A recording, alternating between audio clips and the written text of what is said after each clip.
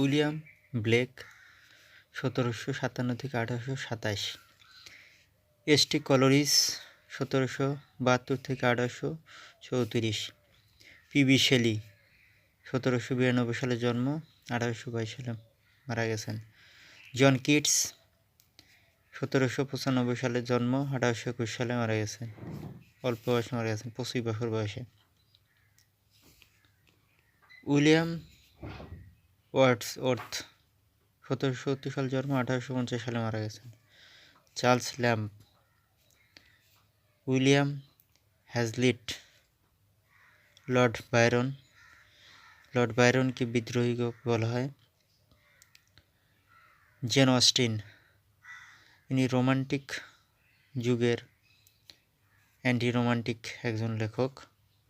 Alexander Pushkin, sir Walter Scott. এ যুগের feature হলো imagination, nature, individualism, black verse, আর জেনার হলো পোয়েট্রি। অর্থাৎ এই যুগে বেশি লেখা হয়েছে কবিতা। রোমান্টিক যুগ আসলে শুরু হয় উইলিয়াম ওয়ার্ডসওয়ার্থের হাত দিয়ে। রোমান্টিক যুগ হলো 1901 সাল থেকে 1939 সালে শুরু হয়। উইলিয়াম ওয়ার্ডসওয়ার্থ 1770 সালে জন্মগ্রহণ করেছিলেন, 1850 সালে মারা গেছেন। ইংল্যান্ডের বাসিন্দা। Magnum opus of Wordsworth, the prelude and autobiographical poem.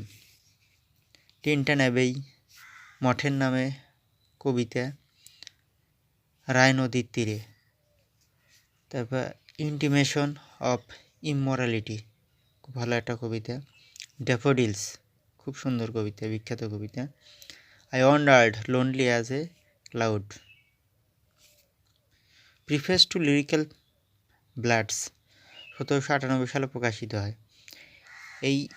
এই পুস্তিকার মাধ্যমে মূলত রোমান্টিক যুগের সূচনা হয়েছেন। এসটি কলোরিজ এবং ওয়ার্ডসওয়ার্থ দুজনে মিলে প্রিফেস টু লিরিক্যাল ব্যালাডস এটা লিখেছিলেন। এখানে 19টা কবিতা রয়েছে ডাব্লিউ ওয়ার্ডসওয়ার্থের, অর্থাৎ উইলিয়াম ওয়ার্ডসওয়ার্থের, আর 4টা রয়েছে হলো এসটি কলোরিজের।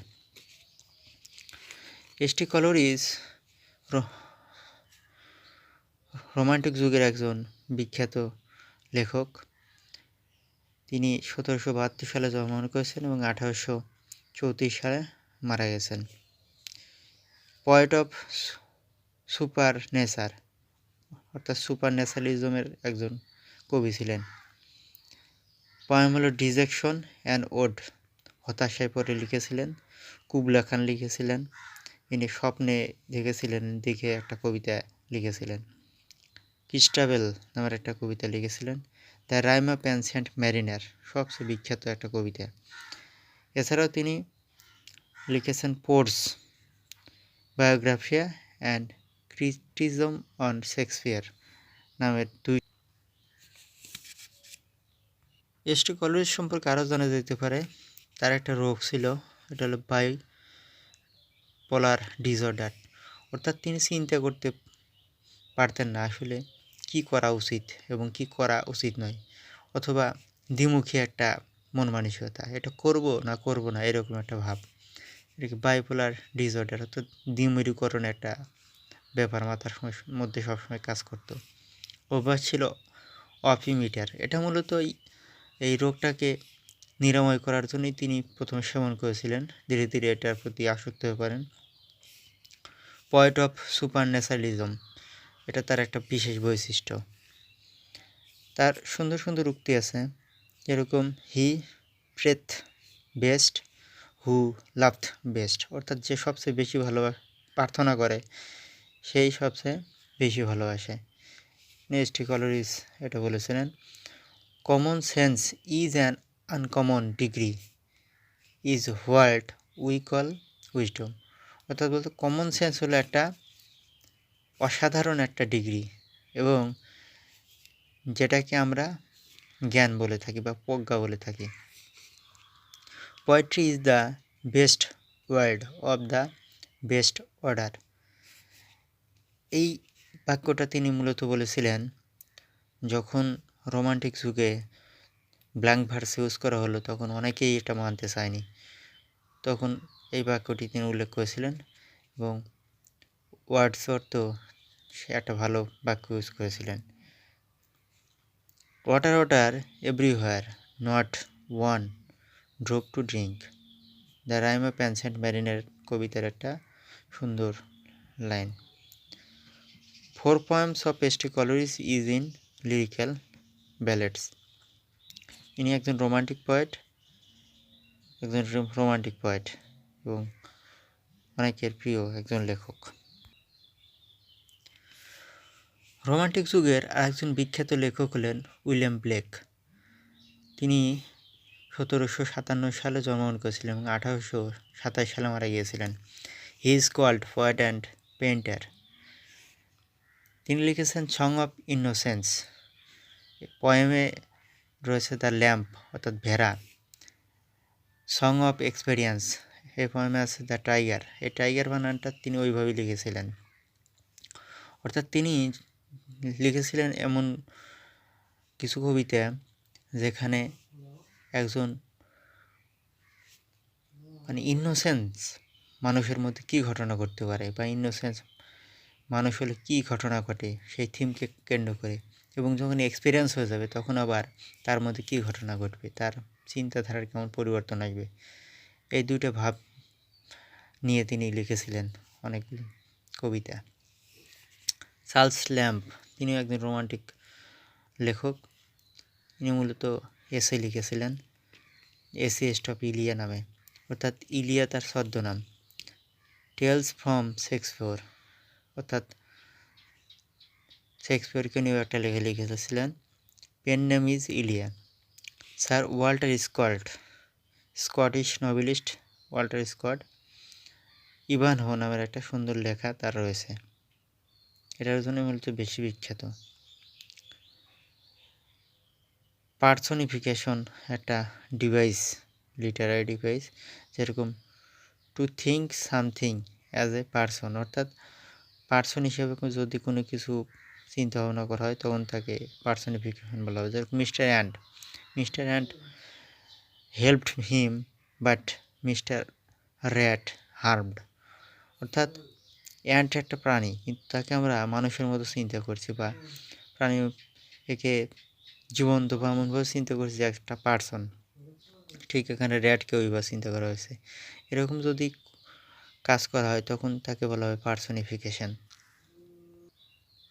রোমান্টিক যুগের একজন বিখ্যাত লেখক হলেন পিবি শেলি, অর্থাৎ Parsi বিশি Shelley.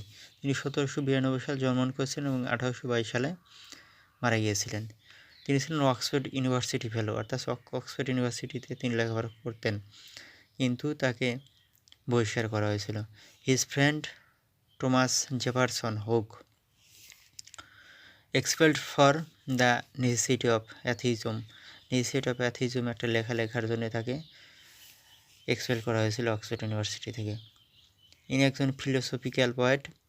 Second wife Mary Shelley, তার দ্বিতীয় বইয়ের নাম ছিল ম্যারি শেলি, এবং তিনি একটা লেখা লিখেছিলেন ফ্রাঙ্কেস্টাইন নামের, এটা খুব সুন্দর একটা লেখা। পয়েম হলো Adonais to a skylark, Ozymandias to cloud Alastor, ode to the west wind, queen Mab. এছাড়াও অনেক কবিতা আছে কিন্তু এগুলো উল্লেখযোগ্য। তিনি পোর্স লিখেছিলেন the revolt of Islam, Prometheus unbound নামে, দুইটা খুব ভালো ভালো পোর্স। পিবি শেলির একটা উক্তি দেখা দিতে পারে, যেমন we look before and after and fine for what is not to a skylark. To a skylark কবিতায় তিনি লিখেছিলেন, অর্থাৎ তিনি লিখেছিলেন যে আমরা আগে এবং পরে দেখি এবং সেটা কী বলে pine for what is not, এবং যেটা আমাদের নাই সেটা নিয়েই আমরা বেশি হতাশ হই, বেশি দুঃখ প্রকাশ করি, বেশি বেদনা বিদুর মনোভাব তৈরি করি। If winter comes can spring be far behind, Ode to the West Wind, Percy Bysshe Shelley. My name is Ozymandias. Look on my words, ye mighty and despair. তিনি একটা সুন্দর কবিতা লিখেছিলেন ওজামান্ডিয়াস। এই ওজামান্ডিয়াস কবিতায় তিনি এই লাইনটি ব্যবহার করেছিলেন। এটা একটা আইরনির উত্তম উদাহরণ। অর্থাৎ মানুষের জীবনে যখন চরম পরিণতি তৈরি হয় তখন সেটাই হয় আইরনি, অর্থাৎ পরিণামের বিষয়। সেই থিমের উপর তিনি এই কবিতাটি লিখেছিলেন। The more we study, the more we discover hour ignorance. অর্থাৎ আমরা যতই স্টাডি করি ততই আমরা বুঝতে পারি যে আসলে আমরা কিছুই জানি না। এরকম অজ্ঞতা আমাদের মধ্যে কাজ করে, আমরা আসলে অনেক কিছু জানি না। Poet are unacknowledged legislator of the world, এখানে ওয়ার্ল্ড হবে। Fear not for the future, weep not for the past, P B Shelley. অর্থাৎ বলতেছে যে ভবিষ্যতের জন্য ভয় করিও না এবং অতীতের জন্য কান্না করিও না, পার্সিবেশি শেলি। রোমান্টিক যুগের একজন বিখ্যাত কবি ছিলেন, তাকে জর্জ গর্ডন লর্ড বায়রন বলা হতো। 1888 সালে তিনি মারা গেছিলেন। 1824 সালে 1788 সালে জন্মগ্রহণ করেন এবং 1824 সালে মারা যান। তিনি একজন রোমান্টিক পোয়েট এবং এনাকে বিদ্রোহী কবিও বলা হয়, ইংল্যান্ডের বিদ্রোহী কবি বলা হয়। আচ্ছা, ডন জুয়ান একটা ইপিক, এই ডন জুয়ানের জন্যই মূলত তিনি বিখ্যাত। এছাড়াও লিখেছেন child Harold's pilgrimage, she walks in beauty, ছোট গীতি কবিতা, heaven and earth, hours of idleness, এটা লিখেছিলেন 19 বছর বয়সে। কয়েকটা উক্তি দেখেন। Man's conscience is the oracle of God, অর্থাৎ মানুষের যে চেতনা এটা একটা ঈশ্বরের অমুক একটা শক্তি, যেরকম যে কোনো কিছু আমাদের মাঝে আমরা বুঝতে পারি, চেতনা দিয়ে জানতে পারি। Sweet is revenge specially two women, I love you for this love have lost station haven ম্যানকাইন্ডস my own steam. ডন জুয়ানের একটা সুন্দর কথা। Man's love is of man's life, A think apart, tease women's whole existence. ডন জুয়ানের আর একটা সুন্দর line. Gen Austin 1775 সাল জন্ম, 1817 সালে মারা গেছেন। সবার জন্ম এবং মৃত্যু তারিখ প্রয়োজন নাই, কিন্তু জানা থাকলে সুবিধা। সেন্স অ্যান্ড সেন্সিবিলিটি 1811 সালে এটি প্রকাশ হয়েছিলেন। Pride and prejudice, Emma, love and friendship, the history of England, persuasion, Northanger Abbey, Mansfield Park, Sanditon incomplete. এটা মূলত একটা ইনকমপ্লিট লেখা। জেন অস্টিনকে বলা হয় রোমান্টিক যুগের anti romantic novelist. Jane Austen সম্পর্কে একটা মুভি রয়েছে, বিকামিং জেন, দেখলে দেখতে পারেন। জন কিটস আমার সবচেয়ে একজন প্রিয় লেখক। 1995 সালে জন্মগ্রহণ করেন, 1821 সালে মারা গিয়েছেন। হি ডায়েড অফ টিবি অর্থাৎ tuberculosis in 1821 at the age of 25 years old. Poem ode to nightingale. এই নাইটিঙ্গেল বলতে একটা পাখিকে বোঝানো হয়েছে, এটা একটা কাল্পনিক পাখি, সুন্দর একটা কবিতা। Ode on a Grecian urn, urn বলতে একটা কলস, একটা কলস দেখে এত সুন্দর করে যে কবিতা লেখা যায়, আমার জীবনের ধারণা এই কবিতা না পড়লে হতো না। টু অটাম, অর্থাৎ অটাম একটা ঋতুর নাম, এই ঋতুর মধ্যে যে বৈশিষ্ট্য, সেই বৈশিষ্ট্য বসন্তের চেয়ে কিছু কম বা বেশি এমন কিছু ঘটনা, যে এটার মধ্যে যা আছে সেটা নিয়ে সে তাকে সন্তুষ্ট থাকতে বলছে। অর্থাৎ সে নিজেকে এই অটামের সাথে তুলনা করেছিলেন এবং প্রথম দিকে তিনি বিখ্যাত হয়ে উঠতে পারেননি। পরবর্তীতে ধীরে ধীরে বিখ্যাত হয়েছিলেন। তার মৃত্যুর 4 বছর আগে অনেকগুলো কবিতা প্রকাশ হয়েছিল। ওড টু মিলানকলি, অর্থাৎ আমরা যখন হতাশ হব, যখন আমাদের বেদনা আসবে, যখন আমাদের দুঃখ আসবে, তখন আমরা কীভাবে সময় কাটাবো, কীভাবে আমাদের নিজেদেরকে শান্ত রাখবো, এইরকম একটা ভিত্তির ওপরে এই কবিতাটি লেখা। এন্ডেমিয়ন, এটা মূলত তার বন্ধুর মৃত্যুতে লেখা হয়েছিল। Ode to Psyche Hyperion, poet of beauty, poet of sensuousness হলো মূলত আমাদের পঞ্চ ইন্দ্রিয়ের যে বৈশিষ্ট্য, পঞ্চ ইন্দ্রিয়ের যে গুণ, পঞ্চ ইন্দ্রিয়ের যে বোঝার ব্যাপার, সেই জিনিসটা এখানে বোঝানো হয়েছে। অর্থাৎ তার কবিতা পড়লে অবশ্যই আমাদের সেন্স অনেক সবল রাখা দরকার। A thing of beauty is a joy forever, beauty is truth, truth is beauty, heard melodies are sweet but those unheard are sweater.